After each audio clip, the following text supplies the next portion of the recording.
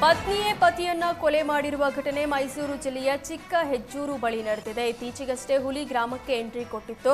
ಕಾಡು ಪ್ರಾಣಿಗಳಿಂದ ಹಾನಿಯಾದ್ರೆ ಹಣ ಸಿಗುತ್ತೆ ಎಂಬ ದುರಾಸೆಯಿಂದ ಪತ್ನಿ ಸಲ್ಲಾಪುರಿ ಪತಿಯಾದ ವೆಂಕಟಸ್ವಾಮಿಯನ್ನ ಕೊಲೆ ಮಾಡಿದ್ದಾಳೆ. ಕೊಲೆ ಮಾಡಿ ಮನೆಯಿಂದ ಕೆಲಸಕ್ಕೆ ಹೋದ ಗಂಡ ಕಾಣೆಯಾಗಿದ್ದಾನೆಂದು ಕತೆ ಕಟ್ಟಿದ್ಲು. ಹುಲಿ ದಾಳಿಯಿಂದ ಬಲಿಯಾಗಿದ್ದಾನೆಂದು ವೆಂಕಟಸ್ವಾಮಿ ಬಗ್ಗೆ ಅರಣ್ಯ ಇಲಾಖೆಯವರು ಪರಿಶೀಲನೆ ನಡೆಸಿದ್ರು. ಯಾವುದೇ ಹುಲಿಯ ಹೆಜ್ಜೆ ಗುರುತು ಕಾಣದೇ ಇದ್ದಾಗ ಅನುಮಾನಗೊಂಡು ಮನೆಯಲ್ಲಿ ಹುಡುಕಿದ್ದಾರೆ.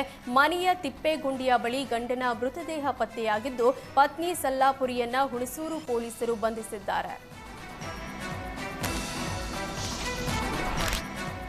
ಮದ್ದೂರು ಗಣೇಶ ಮೆರವಣಿಗೆ ಮೇಲೆ ಕಲ್ಲು ತೂರಾಟ ಪ್ರಕರಣದ ತನಿಖೆ ಮತ್ತಷ್ಟು ಚುರುಕುಗೊಂಡಿದೆ. ವಿಡಿಯೋ ಹಾಗೂ ಸಿಸಿ ಕ್ಯಾಮೆರಾದ ದೃಶ್ಯ ಆಧರಿಸಿ ಸುಮಾರು 29 ಮಂದಿಯನ್ನ ಪೊಲೀಸರು ಬಂಧಿಸಿದ್ದಾರೆ.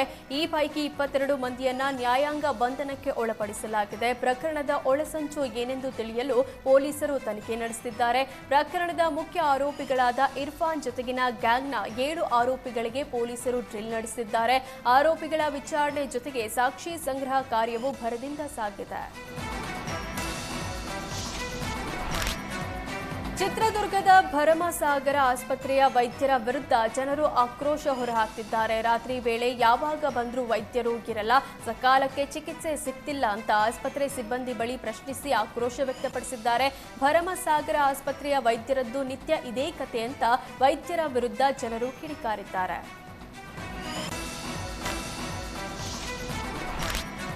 ಚಿತ್ರದುರ್ಗದ ಮುರುಘಾಶ್ರೀ ವಿರುದ್ಧ ಪೋಕ್ಸೋ ಪ್ರಕರಣದ ವಿಚಾರಣೆ ನಡೆಸಲಾಯಿತು. ಚಿತ್ರದುರ್ಗ ಅಪರ ಜಿಲ್ಲಾ ಮತ್ತು ಸತ್ರ ನ್ಯಾಯಾಲಯದಲ್ಲಿ ಇಂದು ವಿಚಾರಣೆ ನಡೆಸಲಾಯಿತು. ವಿಡಿಯೋ ಕಾನ್ಫರೆನ್ಸ್ ಮೂಲಕ ಆರೋಪಿ ಮುರುಘಾಶ್ರೀ ವಿಚಾರಣೆಗೆ ಹಾಜರಾಗಿದ್ದರು. ಸೆಪ್ಟೆಂಬರ್ 22ಕ್ಕೆ ವಿಚಾರಣೆ ಮುಂದೂಡಿ ಚಿತ್ರದುರ್ಗ ಕೋರ್ಟ್ ಆದೇಶಿಸಿದೆ.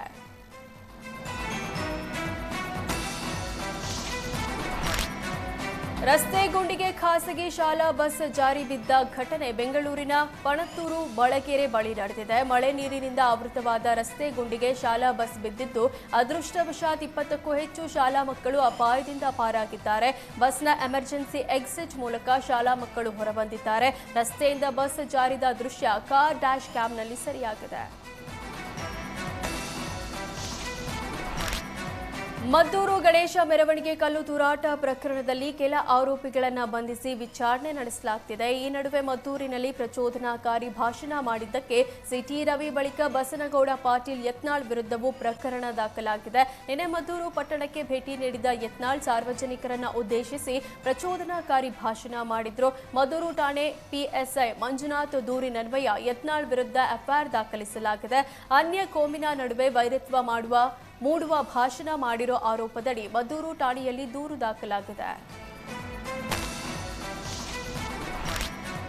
ಪ್ರಚೋದನಾಕಾರಿ ಭಾಷಣ ಮಾಡಿದ್ದಕ್ಕೆ ಯತ್ನಾಳ್ ವಿರುದ್ಧ ಮದ್ದೂರಿನಲ್ಲಿ ಎಫ್ಐಆರ್ ದಾಖಲಿಸಲಾಗಿದೆ. ಪೊಲೀಸರ ಎಫ್ಐಆರ್ಗೆ ಯತ್ನಾಳ್ ಟಾಂಗ್ ಕೊಟ್ಟರು. ನೀವು ಎಷ್ಟಾದರೂ ಕೇಸ್ ಹಾಕಿ, ನಾನು ಹೆದರೋದಿಲ್ಲ, ನನ್ನ ಮೇಲೆ ಈಗಾಗಲೇ 70 ಕೇಸ್ ಇವೆ ಅಂತ ಯತ್ನಾಳ್ ಕಿಡಿಕಾರಿದ್ರು. ಮಸೀದಿಯಲ್ಲಿ ಕಲ್ಲು ಇಟ್ಟಿರುವ ಬಗ್ಗೆ ಚೆಕ್ ಮಾಡಬೇಕು, ಕಾಂಗ್ರೆಸ್ ಸರ್ಕಾರ ಏನ್ ಕತ್ತೆ ಕಾಯ್ತಿದ್ಯಾ ಅಂತ ಯತ್ನಾಳ್ ವಾಗ್ದಾಳಿ ನಡೆಸಿದ್ರು. ಡಾಬಾದಲ್ಲಿ ಊಟ ಮಾಡ್ತಿದ್ದ ರೌಡಿ ಶೀಟರ್ ಮೇಲೆ ಗುಂಡಿನ ದಾಳಿ ನಡೆದ ಘಟನೆ ಕಲಬುರಗಿಯ ಭಂಕುರ ಕ್ರಾಸ್ ಬಳಿ ನಡೆದಿದೆ. ರೌಡಿ ಶೀಟರ್ ಶಂಕರ್ ಅಳ್ಳುಳ್ಳಿ ಮೇಲೆ ಶುಭಂ ಮತ್ತು ಆತನ ಸಹಚರರು ಗುಂಡಿನ ದಾಳಿ ನಡೆಸಿದ್ದಾರೆ. 4 ವರ್ಷಗಳ ಹಿಂದೆ ಗಿರೀಶ್ ಕಂಬನೂರ್ ಕೊಲೆಯಾಗಿತ್ತು. ಗಿರೀಶ್ ಕೊಲೆಯ ಪ್ರತಿಕಾರಕ್ಕಾಗಿ ಶಂಕರ್ ಮೇಲೆ ದಾಳಿ ಮಾಡಲಾಗಿದೆ ಎನ್ನಲಾಗಿದೆ. ಗುಂಡಿನ ದಾಳಿ ನಡೀತಿದ್ದಂತೆ ಡಾಬಾದಿಂದ ಹೊರಬಂದು ಶಂಕರ್ ಜೀವ ಉಳಿಸಿಕೊಂಡಿದ್ದಾರೆ. ಡಾಬಾದಿಂದ ಸ್ವಲ್ಪ ಮುಂದೆ ನಿಂತಿದ್ದ ಪೊಲೀಸ್ ಜೀಪ್ ತೆಗೆದುಕೊಂಡು ಶಂಕರ್ ಎಸ್ಕೇಪ್ ಆಗಿದ್ದಾರೆ. ಶಂಕರ್ ಎಸ್ಕೇಪ್ ಆಗ್ತಿದ್ದಂತೆ ಪೊಲೀಸರ ವಾಹನದ ಮೇಲೆ ಮಚ್ಚಿನಿಂದ ಶುಭಂ ತಂಡದವರು ದಾಳಿ ನಡೆಸಿದ್ದಾರೆ.